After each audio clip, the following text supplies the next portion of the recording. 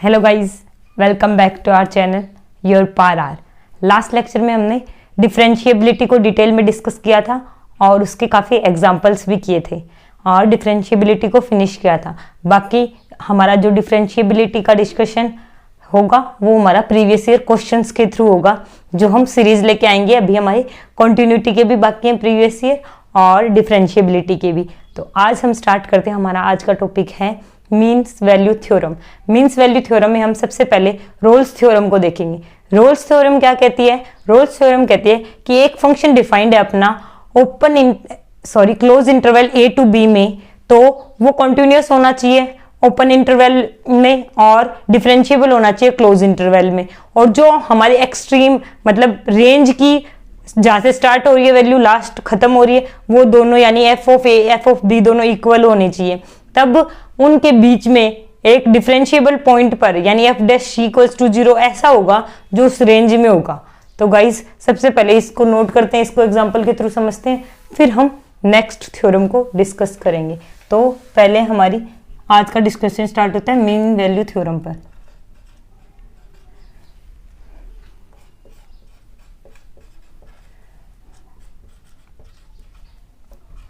Theorems, और सबसे पहली थ्योरम है Rolle's theorem.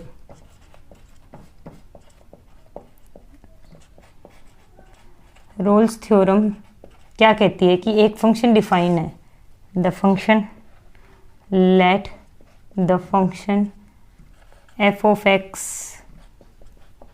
B defined in close interval a to b के क्लोज इंटरवल में यदि फंक्शन डिफाइंड है such that function is continuous. First point होगा इसमें f of x is continuous in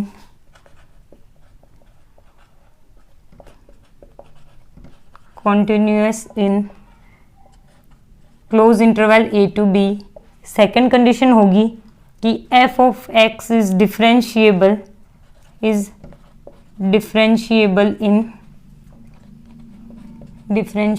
in open interval a to b. Differentiability और continuity को कैसे check करते हैं वो हमने लास्ट लेक्चर में देखा ही है। और थर्ड पॉइंट होता है कि जो रेंज है हमारी ए टू बी, उनमें जहाँ से स्टार्ट हो रहा है जहाँ पे एंड हो रहा है यानी F of a f of b के इक्वल होना चाहिए, तब then there exist a value at least one point C belongs to A to B open interval में such that f dash C equals to 0। ये point है। और एक point होता है कि f dash C 0 होने का मतलब उल्टा, रोल का उल्टा, यानी यदि एफ डैश सी को एक पॉइंट एग्जिस्ट कर रहा है, इसका मतलब ये नहीं है कि दोनों पॉइंट पर वैल्यू बराबर होगी। इसको हम पॉइंट के थ्रू नोट करते हैं कि कन्वर्स रोले थ्योरम का ट्रू नहीं है। तो कन्वर्स हो भी सकता है लेकिन नेसेसरीली ट्रू होना जरूरी नहीं है। कन्वर्स ऑफ रोल्स थ्योरम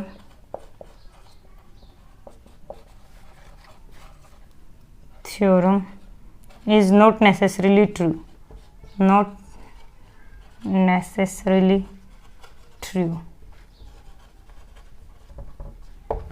तो गाइस ये पॉइंट नोट कर लीजिए, फिर हम आगे डिस्कस करते हैं।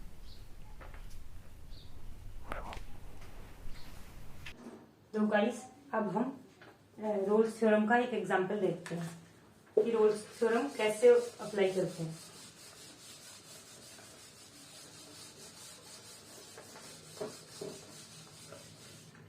तो रोल्स थ्योरम का हमारा एग्जांपल है find C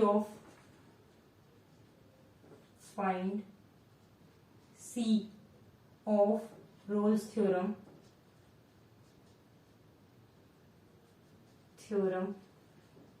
for function f of x is equals to e to the power x multiply by sine x in 0 to pi. 0 to pi के अंदर हमें रोल्स थ्योरम के लिए एक कांस्टेंट की वैल्यू फाइंड आउट करनी है। जो कि हमारा सी। तो रोल्स थ्योरम के लिए सबसे पहले कंडीशन क्या थी कि ये एक पर्टिकुलर रेंज में हमारा फंक्शन डिफाइन होना चाहिए, वो ऑलरेडी दिया हुआ है। कॉन्टिन्यूअस होने के लिए देखते हैं सबसे पहले f of x is equals to E to the power x sine x. E to the power x exponential और साइन एक्स साइनोसोइडल फंक्शन, ये दोनों फंक्शन अपना इंडिविजुअली कॉन्टिन्यूअस है, तो दो फंक्शन का मल्टीप्लाई भी कॉन्टिन्यूअस होगा। तो F x is continuous in 0 to pi के क्लोज इंटरवल में। और डिफरेंशिएबल, तो सबसे पहले हम एफ डैश फाइंड आउट करते हैं। F dash x is equals to E to the power x sine X का डिफरेंशिएशन हो गया cos X plus sine x E to the power X का डिफरेंशिएशन हो गया E to the power X. तो F dash हमारा बन गया E to the power X cos X plus sine X. ये हमारा एक डिफरेंशिएशन करने पर फंक्शन बन गया। तो ये भी क्या हुआ एक्सपोनेंशियल, और ये दोनों का सम, ये भी एक साइनोसोइडल है साइन और कोस। तो इन दो ये इंडिविजुअली अपनी अपनी रेंज में डिफरेंशिएबल है, तो इनका मल्टीप्लाई भी डिफरेंशिएबल होगा। हमने डिफरेंशिएबिलिटी की प्रॉपर्टी देखी थी, तो ये ओवरऑल डिफरेंशिएबल होगा। इस डिफरेंशिएबल इन 0 to पाई, यानी ये 0 to पाई में हमारा डिफरेंशिएबल है। दो कंडीशन ट्रू हो गई। तीसरी कंडीशन नंबर लगा लेते हैं 1 2 3।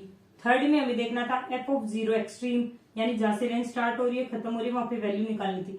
ई to the power 0 multiply by sine 0, sine 0 0 E to the power 0 1 0 आ गई वैल्यू। एफ ऑफ पाई निकालते हैं।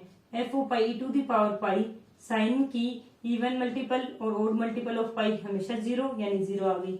यानी F of 0 is equals to F of pi. तीनों कंडीशन ट्रू हो गई, यानी हम सी की वैल्यू फाइंड आउट कर सकते हैं। और सी की वैल्यू फाइंड आउट करने के लिए हमने देखा था रोल्स थ्योरम क्या कहती है, F dash C is equals to 0। F dash क्या था हमारा E to the power X cos X plus sine X, यानी E to the power C sine C plus cos of C is equals to 0। E to the power तो ये 0 हो नहीं सकता, ये हमेशा पॉजिटिव वैल्यू ही आती है।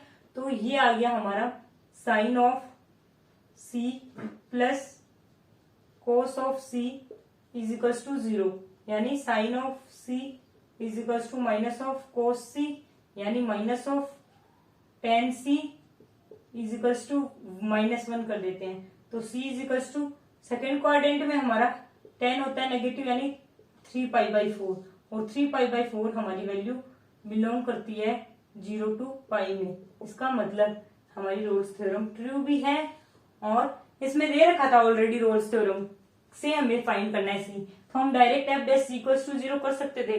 लेकिन मैंने ये बताया कि कई क्वेश्चन में आपको दे दे रोल्स थ्योरम वैलिड है या नहीं, तो हमें फाइंड आउट करना होगा पहले उस पर्टिकुलर रेंज में कॉन्टिन्यूटी को, फिर फाइंड आउट करना होगा डिफरेंशिएबिलिटी को, फिर एक्सट्रीम पॉइंट पर यानी 0 और पाई पर हमें वैल्यू फाइंड आउट करनी होगी और उनको इक्वेट करना होगा। यदि वो इक्वल है, यानी हमारी रोल्स थ्योरम की तीनों कंडीशन ट्रू हो गई। इसका मतलब एफ डैश इक्वल्स टू 0 हम अप्लाई कर सकते हैं, उससे हमें एक कांस्टेंट की वैल्यू मिल जाएगी। तो गाइस ये नोट कीजिए, फिर हम नेक्स्ट थ्योरम जो है लैग्रेंज थ्योरम इसको डिस्कस करते हैं। तो गाइस आई होप आपको ये एग्जांपल क्लियर हो गया। अब हम Lagrange mean value theorem discuss करते हैं। लैग्रेंज मीन वैल्यू थ्योरम क्या कहती है, रोल्स मीन वैल्यू थ्योरम की तरह ही है कि हमारा क्लोज इंटरवल में फंक्शन डिफाइंड है, तो क्लोज इंटरवल में कॉन्टिन्यूअस होना चाहिए, ओपन इंटरवल में हमारा डिफरेंशिएबल होना चाहिए। लेकिन ये जरूरी नहीं है कि वो अपनी रेंज की स्टार्टिंग और एंडिंग पॉइंट पर वैल्यू भी इक्वल दे, तब हम Lagrange mean value theorem apply करते हैं। तो गाइज आई होप आपको ये पॉइंट समझ आए होंगे। तो यदि वैल्यू एक्सट्रीम पॉइंट पर जहां से स्टार्ट हो रहा है एंड हो रहा है इक्वल नहीं है, तब हम अप्लाई करते हैं F dash g equals to F of b minus f of a upon b minus a. तो गाइज ये हमारी लैग्रेंज मीन वैल्यू थ्योरम है। तो गाइज सबसे पहले इसके सारे पॉइंट नोट डाउन करते हैं, फिर एग्जांपल्स के थ्रू डिटेल में समझते हैं। तो हमारी सेकेंड थ्योरम है लैग्रेंज मीन वैल्यू थ्योरम। तो गाइज आई होप आपको डिफरेंस समझ आ गया होगा कि रोल्स थ्योरम में जिस रेंज में डिफाइन है उसकी स्टार्टिंग और एंडिंग पॉइंट पर फंक्शन की वैल्यू इक्वल होती है, और जब इक्वल ना हो तो हम Lagrange mean value theorem apply करते हैं। तो guys Lagrange mean value theorem के पॉइंट्स लगभग रोल्स थ्योरम के इक्वली हैं। Let f of x be defined in closed interval a to b such that f of x is continuous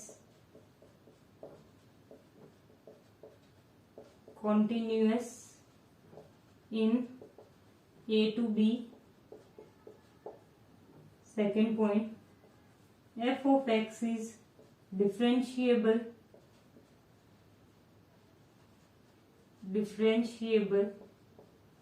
in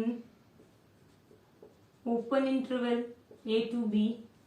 दोनों point है। और तीसरा पॉइंट हमारा जो था वो कैंसिल हो गया कि दोनों वैल्यू इक्वल होना जरूरी नहीं है। दोनों वैल्यू इक्वल होना जरूरी नहीं है, तभी हम लैग्रेंज मीन वैल्यू थ्योरम पर आएंगे। Then there exist at least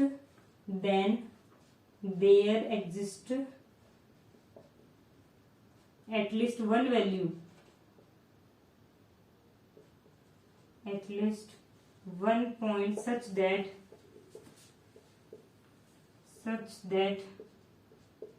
f dash c is equals to f of b minus f of a divided by b minus a। तो गाइस ये हमारा लैग्रेंज मीन वैल्यू थ्योरम कहता है। Same की define होगा हमारा a to b close interval में, continuous भी होना चाहिए a to b close interval में, डिफरेंशिएबल होना चाहिए a to b open interval में। तब एटलीस्ट एक पॉइंट ऐसा होगा जहां पर एफ सी एग्जिस्ट करेगा, जहां पे f dash C is equal to F of b minus f of a upon b minus a होगा। तो गाइस एक एग्जांपल के थ्रू इसको और समझते हैं। Find c of the Lagrange mean value theorem, Lagrange mean value theorem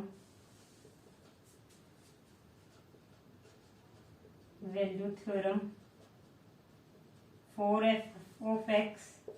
function हमारा दे रखा है x cube minus 6x square plus 11x minus 6 in interval 0 to 4। तो गाइस इसको हम डिस्कस करते हैं।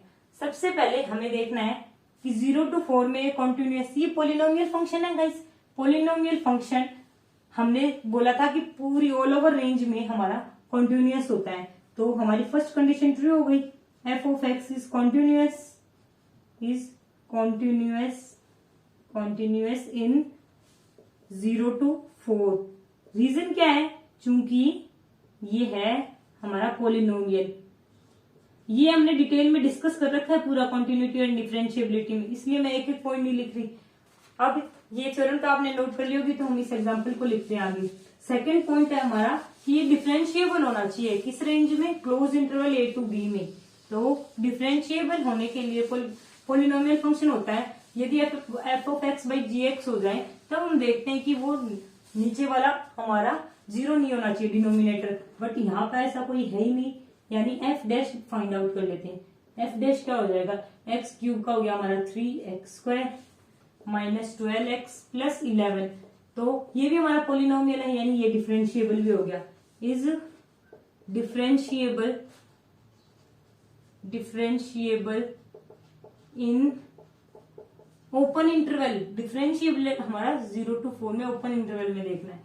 तीसरी कंडीशन हमें एक बार फाइंड आउट करके देख लेते हैं, वैसे नीड नहीं है।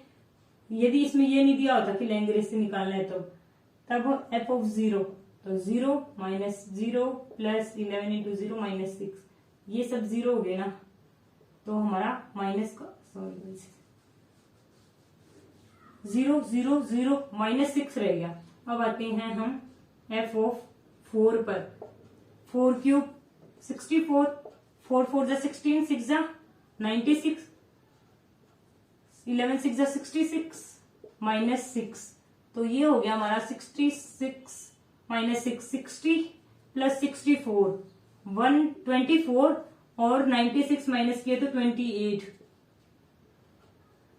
124 और 96, तो 128 आ गया, यानी दोनों इक्वल नहीं है। यहां से भी देख लीजिए, तो लैग्रेंज से ही हम कांस्टेंट की वैल्यू फाइंड आउट करते हैं। यदि ये नहीं दिया हुआ था कि ये कांस्टेंट हमें लैग्रेंज से निकालना है, उसके लिए बता रही हूँ गाइस, हमें दोनों तरीके से सोल्व करना आना चाहिए। जरूरी नहीं है कॉम्पिटिटिव एग्जाम्स में ये लिखा हुआ मिले आपको कि लैग्रेंज से आपको फाइंड आउट करना है। तो एफ डैश जी की वैल्यू क्या हो जाएगी लैग्रेंज मीन वैल्यू थ्योरम से, f of b minus f of a divide by b minus a. तो हमारा एफ डैश क्या था ये, तो ये हो गया हमारा 3c² minus 12c plus 11 is equal to F of b यानी 28 माइनस 6 डिवाइड बाय 4 माइनस 0, ये आ गया।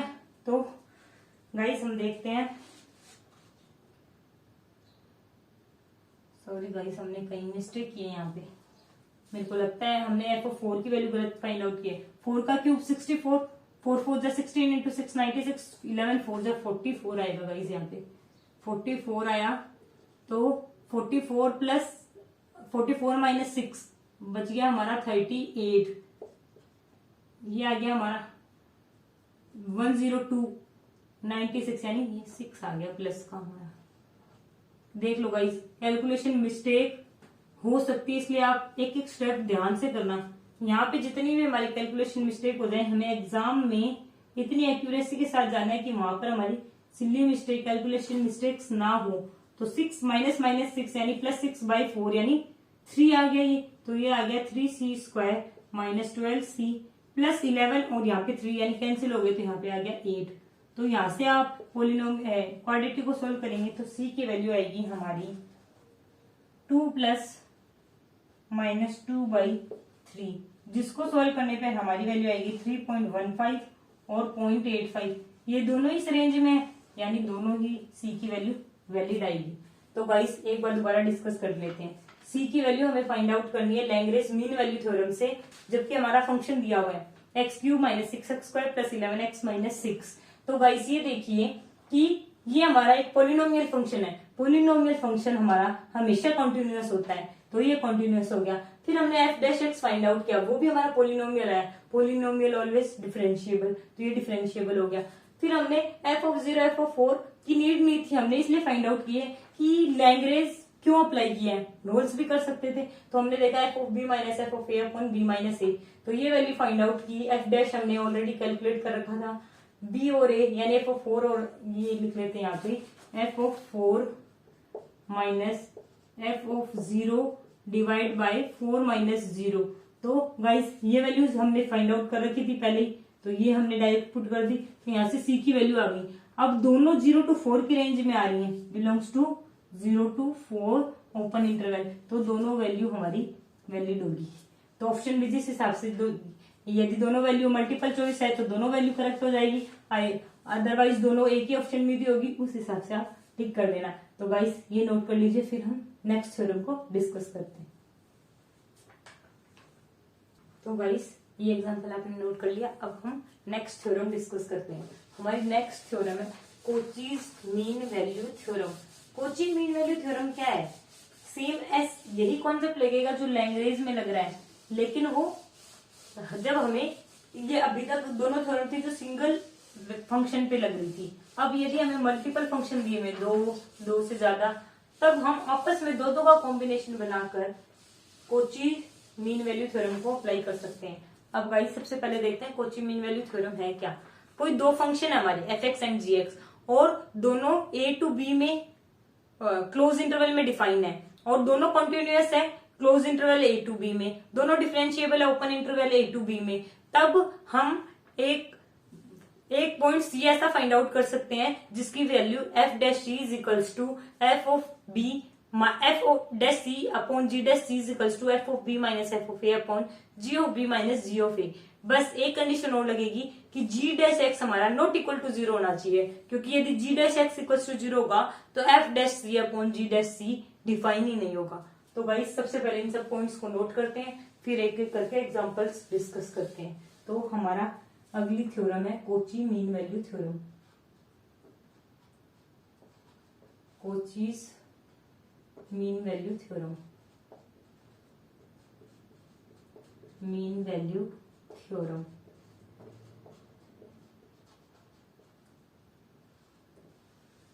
Kochi mean value theorem.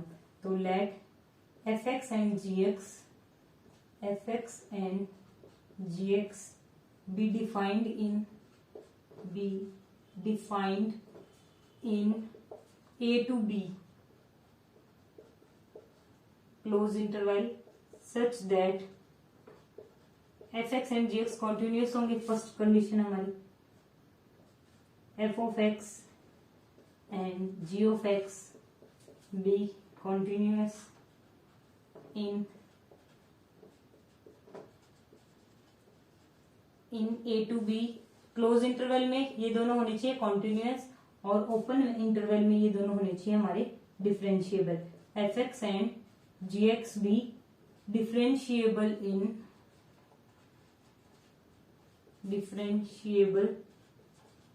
In open interval a to b. तब और तीसरी कंडीशन है हमारा g dash x not equals to 0, क्योंकि ये 0 होने पर जो हमारी वैल्यू कांस्टेंट की फाइंड आउट करनी है उसमें वो डिफाइन ही नहीं होगी। जैसे for all a to b, जो हमारा ओपन इंटरवल है ए टू बी उसमें, तो then there exist a value at least a point c, जो कहां पर है ए टू बी की ओपन इंटरवल की रेंज में, सच दैट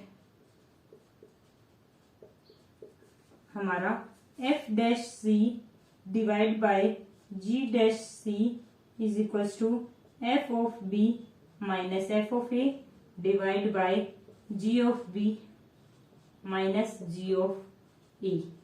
तो गाइस इस तरीके से हम उस कांस्टेंट की वैल्यू फाइंड आउट करेंगे कोचीज मीन वैल्यू थ्योरम में। तो गाइस एक बार दोबारा देख लेते हैं। दो फंक्शन है, close interval a to b में डिफाइन है, तो क्लोज इंटरवल में दोनों कॉन्टिन्यूअस होने चाहिए और ओपन इंटरवल में हमारे दोनों डिफरेंशिएबल होने चाहिए। जी डैश एक्स हमारा कहीं पर भी उस रेंज में 0 नहीं होना चाहिए। तब एक कांस्टेंट सी इस रेंज में ऐसा एग्जिस्ट करेगा जिसके लिए f dash c upon g dash C is equal to F of b minus f of a upon g of b minus g of e होगा।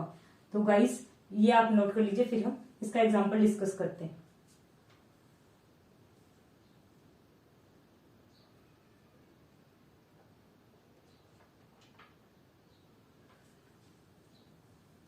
तो गाइस हम इसका एग्जांपल देखते हैं।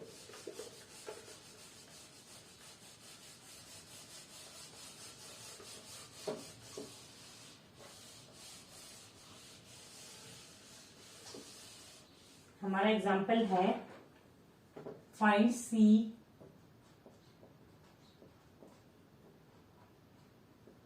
Of Cauchy's mean value theorem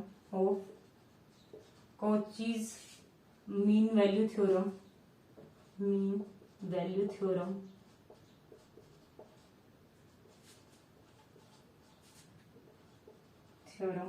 for f of x is equals to sine of x and g of x is equals to cos of x in the range minus pi by 2 to 0, in minus pi by 2 to 0। इस range में हमें एक constant c निकालना है। तो guys ये theorem बाकी दो से डिफरेंशिएट कैसे करेंगे, क्योंकि रोल्स थ्योरम और हमारी लैग्रेंज थ्योरम में दो फंक्शन नहीं दिए होंगे और दो दिए होंगे तो अलग अलग अप्लाई करना पड़ेगा। इसमें हम एक साथ अप्लाई कर सकते हैं। तो देखते हैं गाइस, दोनों हमारे साइनोसॉइडल फंक्शन है। साइनोसॉइडल फंक्शन होने का मतलब है दोनों अपने डोमेन में कॉन्टिन्यूअस होंगे, यानी फर्स्ट कंडीशन हमारी ट्रू हो गई। F x and g x are continuous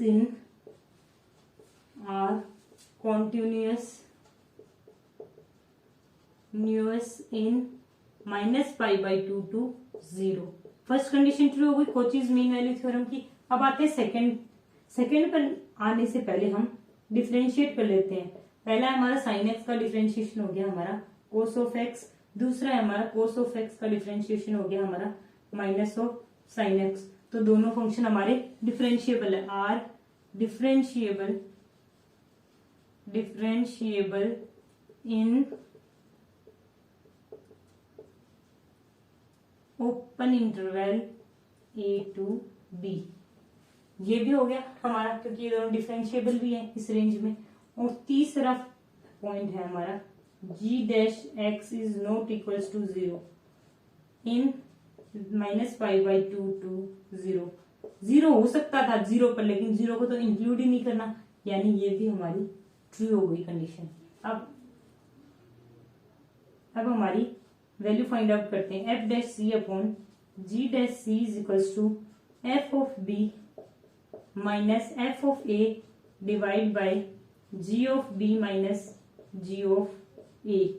तो f डैश कितना हो गया, cos of c divide by g dash कितना है, माइनस साइन, तो minus of sine c is equals to f हमारा था साइन, तो sine of 0 minus sine of a यानी -π/2 डिवाइड बाय g भी माइनस g है, g हमारा कोस, तो cos of 0 minus cos of -π/2।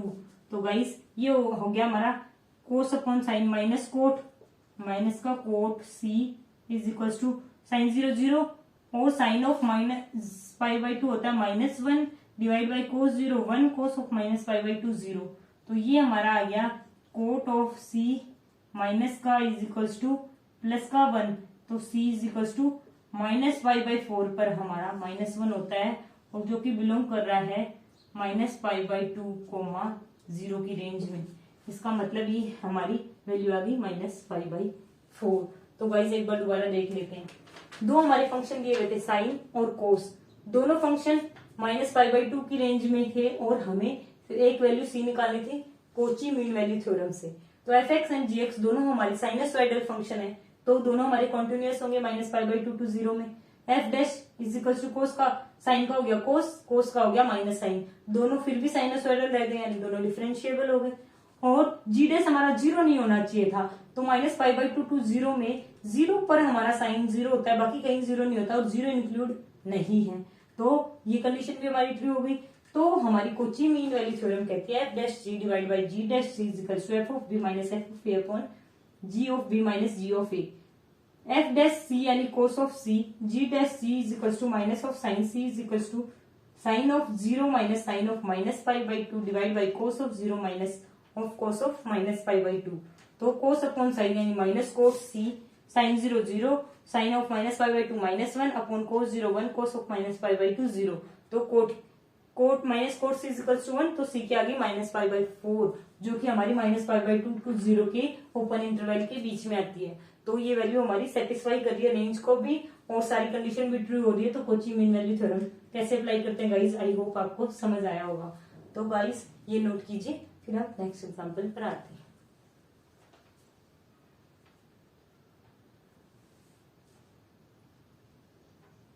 तो गाइस हमारा नेक्स्ट एग्जाम्पल है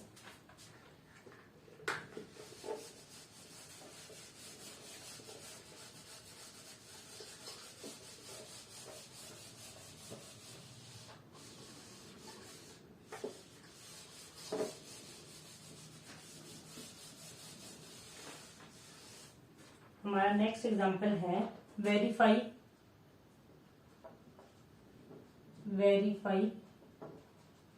वेदर रोल्स थ्योरम। अब तीनों के मिक्स क्वेश्चन करते हैं हम। Rolle's theorem is applicable to the function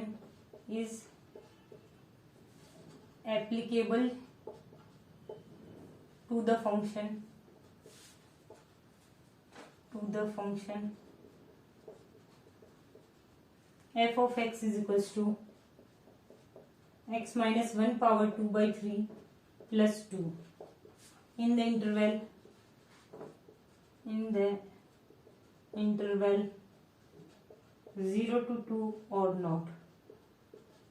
यानी हमें ये बताना है कि इस रेंज में ये particular function Rolle's mean value theorem applicable है या नहीं। रोल्स मीन थ्योरम के लिए सबसे पहले पॉइंट हमने क्या डिस्कस किया था, फंक्शन हमारा कॉन्टिन्यूअस होना चाहिए। तो ये हमारा कॉन्टिन्यूअस तो है क्योंकि ये हमारा पॉलिनोमियल फंक्शन है। तो first condition F of x is continuous in 0 to 2 close interval, ये सही हो गया। अब सेकंड होता है हमारा डिफरेंशिएबिलिटी को चेक करते हैं। F dash x is equals to x minus 1 power 2/3 यानी n x power n minus 1 यानी minus of 2/3 minus 1 n minus 1/3 और 2 का हो गया 0। तो ये आ गया 2/3 एक्स माइनस 1 पावर 1/3। तो x इज इक्वल्स टू 1 पर ये हमारा f of dash x is equals to 0 जाएगा, is equals to infinite when x is equals to 1, यानी डिफाइन ही नहीं है ये फंक्शन, यानी डिफरेंशिएबल नहीं है x इक्वल्स टू 1 पर, और वो आ भी इसी रेंज में रहा है 0 to 2 में, that belongs to 0 to 2 close interval. इसका मतलब हमारा function f of x is not suitable for Rolle's theorem in interval किसमें 0 to 2 में, 0 to 2 में Rolle's mean value theorem applicable नहीं है। तो गाइस दोबारा देखते हैं कि कॉन्टिन्यूअस है ये C1 का मतलब यहाँ पे कांस्टेंट नहीं है, कॉन्टिन्यूअस है। कॉन्टिन्यूअस है 0 to 2 में क्योंकि पॉलिनोमियल है। एफ डैश निकाला तो 2/3 x minus 1 power minus 1/3, 2/3 x minus, तो ये डिफरेंशिएबल नहीं होगा क्योंकि 1 पर ये वैल्यू हमारी डिफाइन नहीं है, यानी ये इस रेंज में है 0 to 2 में, इसका मतलब ये फंक्शन हमारा डिफरेंशिएबल नहीं है। तो आगे हमें एफ ऑफ 0 एफ ऑफ 2 पर वैल्यू कैलकुलेट करने की नीड ही नहीं हुई, तो हमने डायरेक्ट बोल दिया कि Rolle's mean value theorem applicable नहीं है इस फंक्शन के लिए इस पर्टिकुलर रेंज के अंदर। तो गाइस ये नोट कीजिए, फिर आगे डिस्कस करते हैं। तो गाइस अब हम अपना नेक्स्ट एग्जांपल देखते हैं जो कि हमारा है मीन वैल्यू थ्योरम का, लैग्रेंज मीन वैल्यू थ्योरम का, और उसके बाद में हम मैक्सिमम और मिनिमम को डिस्कस करेंगे और बाकी इससे रिलेटेड एग्जांपल्स प्रीवियस ईयर में करेंगे। बाकी इसका इतना कोई वाइड कॉन्सेप्ट है नहीं। तो हम नेक्स्ट एग्जांपल देखते हैं जो कि हमारा है verify Lagrange mean value theorem, Lagrange mean value theorem MVT, mean value theorem for function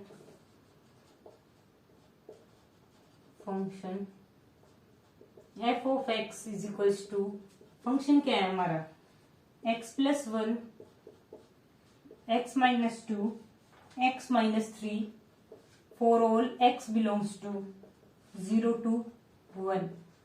इसमें हमें लैग्रेंज मीन वैल्यू थ्योरम को देखना है, फंक्शन की रेंज है 0 to 1। तो लैग्रेंज मीन वैल्यू थ्योरम के लिए फर्स्ट कंडीशन होती है कॉन्टिन्यूटी को चेक करना। तो हमारा function f of x is equals to, सबसे पहले हम फैक्टर को मल्टीप्लाई कर लेते हैं। तो x प्लस 1 को जब x माइनस 2 से किया तो x square minus x minus 2, और ये आ गया x minus 3 as it is. अब किया तो x का x cube minus x square minus 2x minus 3x square plus 3x plus 6, तो ये हमारा बन गया x क्यूब x स्क्वायर और माइनस 3 यानी माइनस का 4x square minus 2x plus का 3x यानी प्लस का x प्लस का 6। ये हमारा फंक्शन बन गया। ये हमारा पॉलिनोमियल फंक्शन है, पॉलिनोमियल फंक्शन है तो ये हमारा 0 to 1 के क्लोज इंटरवल में क्या हो गया, कॉन्टिन्यूअस फंक्शन हो गया। कॉन्टिन्यूअस क्यों है, क्योंकि ये हमारा पॉलिनोमियल है जो कि ऑल ओवर रेंज में कॉन्टिन्यूअस होता है। अब सेकंड कंडीशन क्या है लैग्रेंज मीन वैल्यू थ्योरम की, कि हमें डिफरेंशिएबिलिटी चेक करनी होगी। तो एक्स क्यूब का हो गया 3x square minus 8x plus 1, ये भी हमारा पॉलिनोमियल है तो ये भी हमारा 0 to 1 में डिफरेंशिएबल होगा, डिफरेंशिएबल होगा। अब लैग्रेंज मीन वैल्यू थ्योरम के लिए हमें ये तो चेक करने की जरूरत नहीं है 0 और 1 पे वैल्यू, लेकिन वो हमारी इनडायरेक्टली काम भी आती है क्योंकि लैग्रेंज मीन वैल्यू थ्योरम क्या कहती है कि एक कांस्टेंट एग्जिस्ट करेगा एफ डैश सी, जिसके लिए क्या होगा f of b minus f of a upon b minus a. तो बी क्या है हमारा 1 और ए है हमारा 0 डिवाइड बाय 1 माइनस 0। तो एफ ऑफ 1 की वैल्यू कैलकुलेट करते हैं। यहां से एफ ऑफ 1 की वैल्यू आ जाएगी 1 प्लस 1 2, 1 माइनस 2 माइनस 1 और 1 माइनस 3 माइनस 2 यानी प्लस 4। और एफ ऑफ 0 की वैल्यू आ जाएगी प्लस का 1 माइनस का 2 माइनस का 3 यानी प्लस का 6। तो ये वैल्यू आ गई हमारी एफ ऑफ 1 आ गया हमारा 4 minus 6 divide by 1 minus 0 minus 2, जो कि इक्वल है हमारा 3c स्क्वायर एफ डैश सी यानी 3c square minus 8c plus 1। तो ये आ गया हमारा 3c square minus 8c plus 3 is equals to 0। तो गाइज यहाँ तक नोट कीजिए, फिर मैं बताती हूँ। बस क्वाड्रेटिक के रूट निकालने और देखना है इस रेंज में कौन सा है, फिर हम नेक्स्ट टॉपिक देखेंगे आज का मैक्सिमा एंड मिनिमा। तो गाइज देखते हैं 3c square minus 8c plus 3 इस क्वाड्रेटिक इक्वेशन के रूट आएंगे हमारे c is equals to 4 plus minus root 7 divide by 3, जिसमें से हमें 0 to 1 में देखना है। तो गाइस देख लीजिए ये 4/3, 1 से प्लस तो यही वैल्यू आ गई और माइनस कुछ होगा तभी ये 1 से कम पर आ पाएगी, यानी 4 माइनस रूट 7/3 ये वैल्यू हमारी 0 to 1 में है। तो ये हमारी वैलिड वैल्यू है और ये हमारा आंसर हो गया सी का। तो गाइस एक बार दोबारा देख लेते हैं। हमने ये फंक्शन दिया हुआ था, तो हमने देखा ये पोलिनोमियल फंक्शन है। पोलिनोमियल फंक्शन होने का मतलब ये कॉन्टिन्यूअस हो गया रेंज में। फिर हमने डिफरेंशिएट किया तो तब भी पोलिनोमियल बन गया, नहीं डिफरेंशिएबल है। और लैग्रेंज मीन वैल्यू थ्योरम के लिए f dash is equal to F of b minus f of a upon b minus a. तो बी हमारा है 1, ए है 0, तो f of 1 minus f of 0 upon 1 minus 0। तो एफ ऑफ 1 और F of 0 की वैल्यू हमने कैलकुलेट कर ली और यहाँ पर पुट कर दी। तो हमारा सी आ गया 4 माइनस रूट 7/3। तो वही सी नोट कीजिए, फिर हम मैक्सिमा और मिनिमा को डिस्कस करते हैं।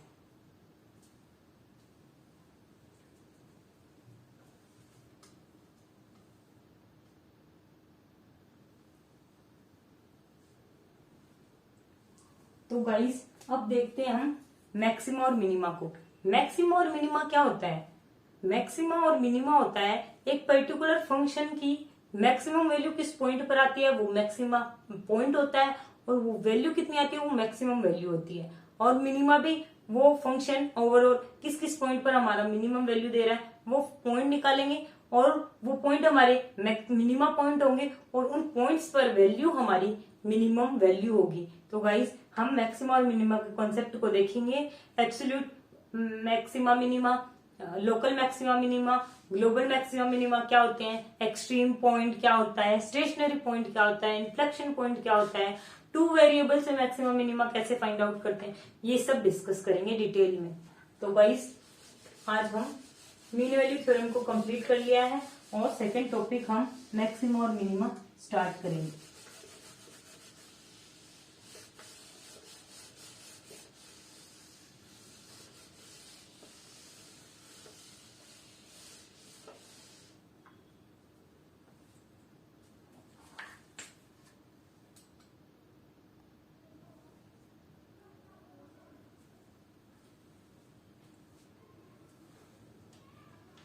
तो गाइस अब हम स्टार्ट करते हैं मैक्सिमा एंड मिनिमा।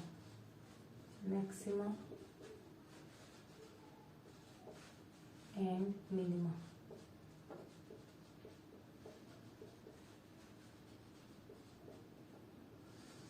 सबसे पहले मैक्सिमा मिनिमा हम देखेंगे 1 वेरिएबल फंक्शन के लिए। Maxima and minima for a function of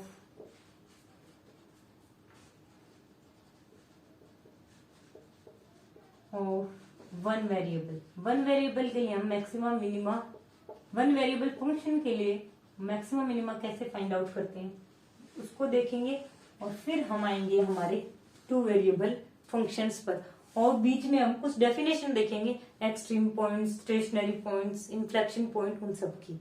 तो गाइस बहुत से लोगों को कंफ्यूज रहता है कि ग्लोबल और लोकल मैक्सिमा और मिनिमा क्या बला है। तो सबसे पहले हम ग्राफ के थ्रू उसे क्लियर करते हैं। तो गाइस ये एक प्लॉट है, तो ये इस पॉइंट पर हमारी फंक्शन की वैल्यू, सपोज दैट ये पॉइंट ए है और फंक्शन की वैल्यू हमारी एफ ऑफ ए।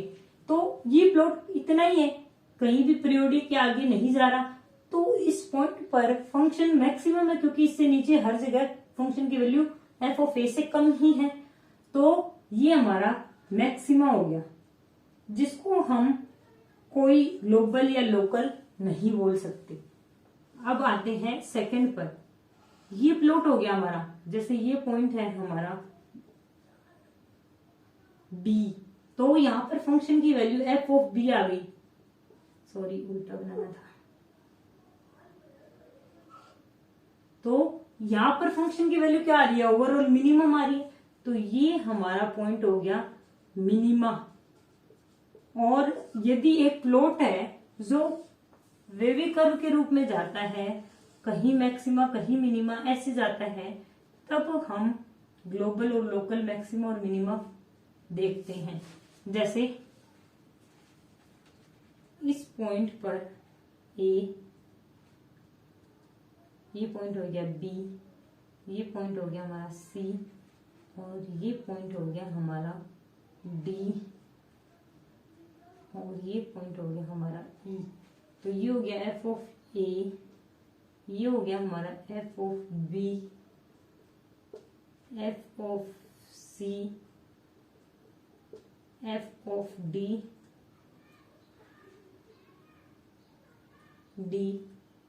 और ये पॉइंट हो गया हमारा, इस पॉइंट पर हमारी फंक्शन की वैल्यू हो गई एफ ऑफ ई। तो गाइस जो ओवरऑल सबसे ऊंची पीक है, सबसे पहले वो फाइंड आउट करो। सबसे मैक्सिमम ये है, तो ये हमारा जो ओवरऑल मैक्सिमम होगा, सभी वैल्यू में से मैक्सिमम होगा, वो हमारा ग्लोबल मैक्सिमा होता है। और ये भी हमारा मैक्सिमा है, मैक्सिमम वैल्यू आ रही है। ये तो हमारी नीचे वाली पीक है, लेकिन ऊपर वाली मैक्सिमम वाली पीक दो है, ये है तो मैक्सिमा ही, लेकिन ये ग्लोबल होगा क्योंकि ये ओवरऑल मैक्सिमा पूरे प्लॉट में, और ये मैक्सिमा है नॉर्मल, तो ये हमारा होगा लोकल मैक्सिमा। अब आते हैं मिनिमा। ये 3 पॉइंट हमारे मिनिमा के हैं। तो ये सबसे कम वैल्यू, सबसे मिनिमम वैल्यू ये वाली है, तो ये हमारा होगा ग्लोबल मिनिमा। मिनिमा तो तीनों ही है, लेकिन ग्लोबल मिनिमा होगा ये वाला पॉइंट, और ये वाला पॉइंट और ये वाला पॉइंट हमारा होगा लोकल मिनिमा। Local minima. तो गाइस आई होप आपको ये समझ आया होगा। दोबारा देखते हैं। एक प्लॉट है जिसमें एक ही पीक है और वो भी मैक्सिमा ही, तो वो पॉइंट हमारा मैक्सिमम पॉइंट होगा और उस पॉइंट पर वैल्यू हमारी मैक्सिमम वैल्यू होगी। और यदि एक प्लॉट है जो हमारा बाउल शेप है, तो किसी पॉइंट पर वो वैल्यू मिनिमम होगी, तो वो पॉइंट हमारा मिनिमा होगा और फंक्शनल वैल्यू मिनिमम वैल्यू होगी। अब आते हैं आगे। जब हमारा 2 या 3 जगह प्लॉट मैक्सिमा या मिनिमा शो करे, तो हम 2 टर्म्स डिफाइन करते हैं, ग्लोबल मैक्सिमा और मिनिमा, लोकल मैक्सिमा और मिनिमा। ग्लोबल मैक्सिमा और मिनिमा वो पॉइंट है, सारे मैक्सिमम फाइंड आउट कर लो प्लॉट में, जो सबसे मैक्सिमम होगा वो ग्लोबल मैक्सिमा होगा। सारे मिनिमम पॉइंट फाइंड करके जो सबसे मिनिमम वैल्यू होगी वो हमारी ग्लोबल मिनिमम की होगी, और जो बाकी बचेंगे पॉइंट्स मैक्सिमा में वो लोकल मैक्सिमा बच जाएंगे। जो मिनिमम के बाकी पॉइंट ग्लोबल मिनिमा के अलावा बचेंगे वो हमारे लोकल मिनिमा कहलाएंगे। तो गाइस ये आप प्लॉट देख लीजिए, फिर हम एक एक करके 1 बाय 1 डेफिनेशन नोट करते हैं।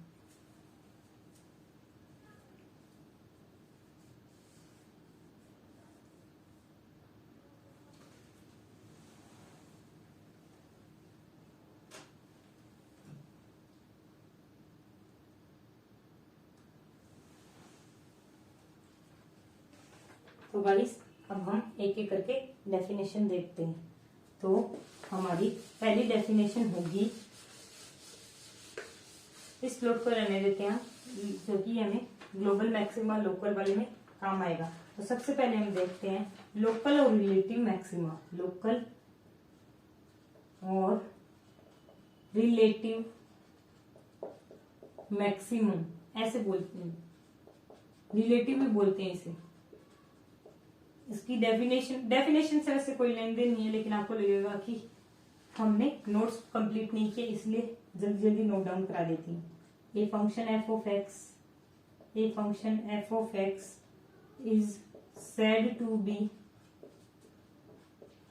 said to be have a maxima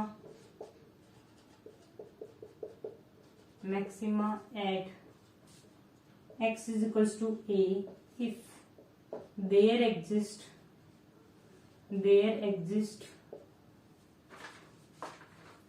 delta greater than 0, delta यानी कोई स्मॉल 0 को अप्रोच करने वाली वैल्यू, सच दैट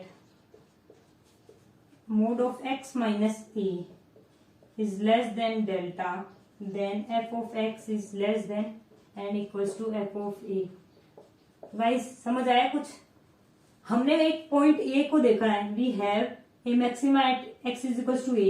मैक्सिमा होने का मतलब क्या है कि वो वैल्यू फंक्शन की ओवरऑल किसी भी वैल्यू से ज्यादा होगी, बाकी फंक्शन की वैल्यू f ऑफ a से या तो कम होगी या इक्वल हो सकती है, तो इसलिए वो हमारा पॉइंट हो गया मैक्सिमा, लोकल मैक्सिमा। अब आते हैं लोकल और रिलेटिव मिनिमा। सेम डेफिनेशन होगी, बस वो हमारा मिनिमम वाला पॉइंट हो जाएगा, relative minima.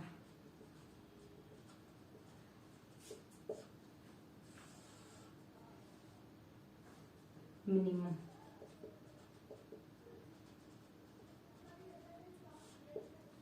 a function f of x is said to be have a minima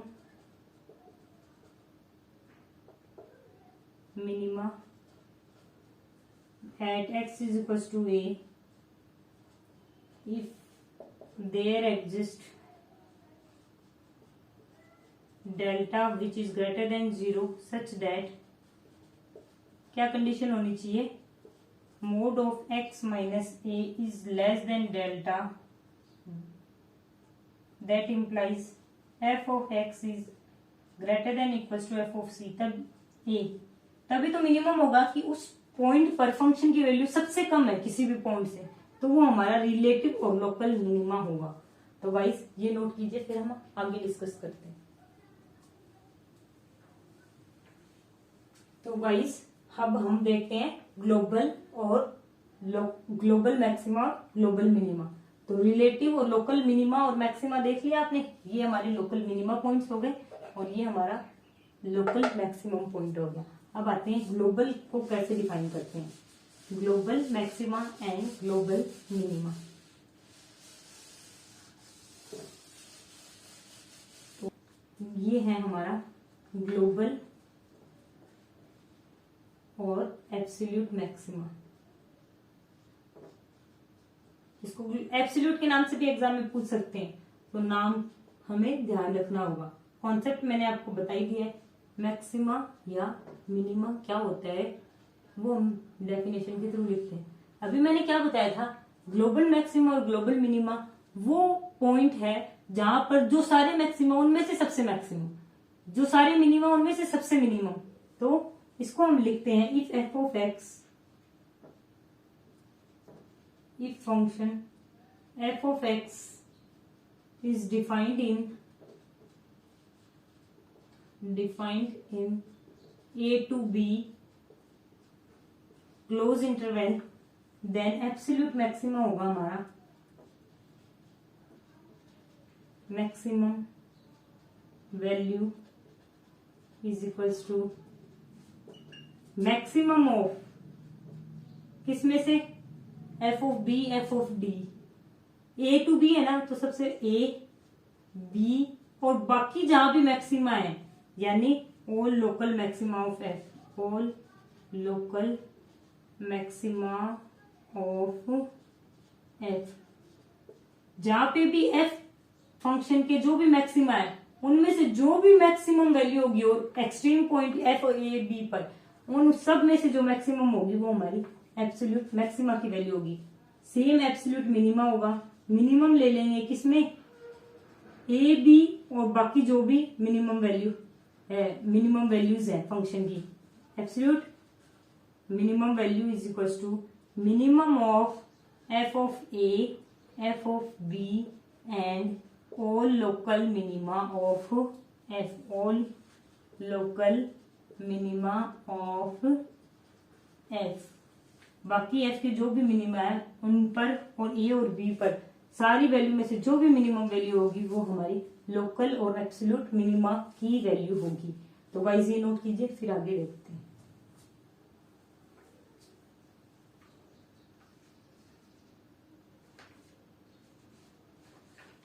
तो गाइस आई होप आपको ग्लोबल लोकल मैक्सिमा मिनिमा की डेफिनेशन क्लियर होगी, जो कि हमने प्लॉट से भी देखी है और डेफिनेशन वाइज भी देखी है। अब हम वन वेरिएबल फंक्शन के लिए मैक्सिमा और मिनिमा फाइंड आउट कैसे करते हैं। यदि कोई फंक्शन दिया हो उसका प्रोसीजर नोट करते हैं और फिर हम 2-3 पॉइंट स्टेशनरी वगैरह क्या होते हैं वो देखते हैं, फिर एग्जाम्पल पर आएंगे।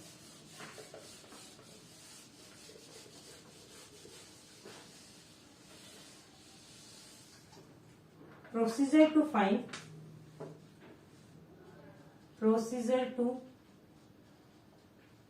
find maxima and minima,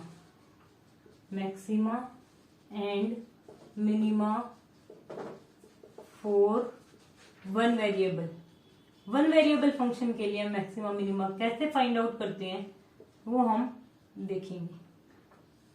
यदि आपको प्रोसीजर क्लियर है ना तो आप मैक्सिमम मिनिमा में मार्क नहीं खाओगे। सबसे पहले हम क्या करते हैं, मैक्सिमम मिनिमा निकालने के लिए फंक्शन का differentiation F dash x calculate करेंगे। फिर हम रूट्स फाइंड आउट करेंगे। वो कैसे करेंगे, f dash x is equal to 0। तो जो रूट्स निकलेंगे, find the roots of f dash x is equal to 0, find the roots, that is ये रूट्स ही हमारे क्या होंगे, स्टेशनरी पॉइंट होंगे। ये फाइंड आउट करने के बाद में हम स्टेप 3 में क्या करेंगे, F double dash x find करेंगे। सबसे पहले तो फाइंड किया, उसके बाद में जो स्टेशनरी पॉइंट हमारे स्टेप 2 से फाइंड आउट होंगे उस पर हम एफ डबल डैश एक्स को फाइंड आउट करेंगे। Suppose that find on every root, जो भी रूट आएंगे इस इक्वेशन से उस पर f double dash x find करेंगे। Suppose f double dash x उस पॉइंट पर हमारा ग्रेटर देन 0 आता है, then f of x has a minimum value. उस पॉइंट पर, उस रूट पर, उस स्टेशनरी पॉइंट पर हमारा मिनिमम वैल्यू देगा फंक्शन जब एफ डबल डैश एक्स हमारा ग्रेटर देन 0 होगा तब। फिर आते हैं, यदि ये लेसर देन 0 हुआ, नेगेटिव हुआ, then f of x has a maximum value, तब ये हमारा मैक्सिमम वैल्यू देगा, मैक्सिमम वैल्यू। और यदि ये थर्ड पॉइंट आ गया, यदि ये 0 हुआ, f double dash x is equal to 0, then f of x may or may not have extreme points, have extreme point या एक्सट्रीमम। ये एक्सट्रीमम क्या है ये हम देखेंगे। तो गाइस हमें फाइंड आउट करना है वन वेरिएबल फंक्शन का मैक्सिमा और मिनिमा। तो हम सबसे पहले एफ डैश एक्स कैलकुलेट करेंगे, उसको 0 के इक्वल रखकर फाइंड द रूट्स, इस इक्वेशन के रूट निकालेंगे। उन्हीं रूट्स को हम मैक्सिमा मिनिमा के लिए स्टेशनरी पॉइंट बोल देते हैं। और f double dash x find करेंगे कहां पर, जो ये रूट आए f double dash x equal f dash equal to 0 उससे, तो एवरी रूट पर एफ डबल डैश निकालेंगे। यदि वो पॉजिटिव आता है तो उस पॉइंट पर हमारी मिनिमम वैल्यू होगी, नेगेटिव आता है तो मैक्सिमम वैल्यू होगी, और 0 होता है तो वो हमारा एक्सट्रीमम भी हो या नहीं ये जरूरी नहीं है, हो भी सकता है नहीं भी हो सकता है। तो गाइस ये नोट कीजिए, फिर हम आगे पहले स्टेशनरी पॉइंट को ही देखते हैं क्या होता है। तो गाइस अब देखते हैं हम स्टेशनरी पॉइंट, एक्सट्रीम पॉइंट और हमारा थर्ड पॉइंट है इन्फ्लेक्शन पॉइंट क्या होता है। तो गाइस सबसे पहले हम स्टेशनरी पॉइंट नोट करते हैं। स्टेशनरी पॉइंट कुछ नहीं होता गाइस, हमारा एक फंक्शन दिया है उसको डिफरेंशिएट करके 0 के इक्वल इक्वेट करते हैं, तब उस इक्वेशन के जो रूट होते हैं वही हमारे स्टेशनरी पॉइंट्स होते हैं। तो सबसे पहले हम डेफिनेशन नोट करते हैं स्टेशनरी पॉइंट की। स्टेशनरी पॉइंट, स्टेशनरी पॉइंट क्या होते हैं? Roots of equation f dash x is equal to 0, इसके रूट ही हमारे क्या होते हैं? Is called stationary point, is called stationary point. ये हमारे स्टेशनरी पॉइंट कहलाते हैं। अब आते हैं एक्सट्रीम पॉइंट पर। पॉइंट को extreme points, the point at which function has maximum और मिनिमम, मैक्सिमम हो तब भी वो एक्सट्रीम पॉइंट होगा और मिनिमम हो तब भी वो हमारा एक्सट्रीम पॉइंट होगा। तो हम इसको लिख सकते हैं the points at which function have, the point at which the function has a maximum और मिनिमम वैल्यू, मैक्सिमम और minimum value, minimum value is called extreme point. यानी प्लॉट से हमने जो भी maxima minimum, either they are local maxima और minima और global maxima और मिनिमा, सारे पॉइंट हमारे एक्सट्रीम पॉइंट होंगे। अब आते हैं हमारी पॉइंट ऑफ इन्फ्लेक्शन क्या होता है? Point of inflection, point of inflection वो होता है जिस पॉइंट पर हमारा कर्व की टेंजेंट ड्रॉ होती है, टेंजेंट पास होता है जिस पॉइंट से, वो पॉइंट हमारा होता है पॉइंट ऑफ इन्फ्लेक्शन। और पॉइंट ऑफ इन्फ्लेक्शन पर हमारा, पॉइंट ऑफ इन्फ्लेक्शन पर हमारा फंक्शन न तो मैक्सिमा होता है और न ही मिनिमा होता है। तो गाइस सबसे पहले हम नोट करते हैं इसकी डेफिनेशन को। A point at which a curve crosses its tangent, इस पॉइंट पे टेंजेंट को क्रॉस कर रहा है, is called point of inflection, called point of inflection. इसे हम इन्फ्लेक्शन पॉइंट बोलते हैं। और इसकी दूसरी डेफिनेशन भी हो सकती है जो कि मैंने अभी बताई कि इन्फ्लेक्शन पॉइंट पर हमारा फंक्शन ना तो मैक्सिमा होता है ना minima. The function has neither maxima nor minima, दोनों ही नहीं होता, at minima at the point of inflection, point of inflection. यानी इन्फ्लेक्शन पॉइंट पर वो पॉइंट होगा जहां पर टेंजेंट ड्रॉ किया तो वो उस कर्व से क्रॉस करेगा, और दूसरा कि उस पॉइंट पर यानी इन्फ्लेक्शन पॉइंट पर हमारा फंक्शन न तो मैक्सिमा होगा न ही मिनिमा होगा। एक पॉइंट देखना गाइस, जो हमारे एक्सट्रीम पॉइंट है ना वो तो सारे स्टेशनरी पॉइंट होते हैं, लेकिन स्टेशनरी पॉइंट हमारे एक्सट्रीम हो या नहीं ये जरूरी नहीं है। ये पॉइंट हमें कई जगह कैलकुलेशन को लेंदी जाने से ना हेल्प कर देगा, तो ये पॉइंट आप जरूर नोट कर लीजिए। इसका एक्सप्लेनेशन मैं आपको नेक्स्ट क्लास में दूंगी। Every extreme point is stationary point, every extreme point is stationary point, but every stationary point need not to be extreme, stationary point need not to be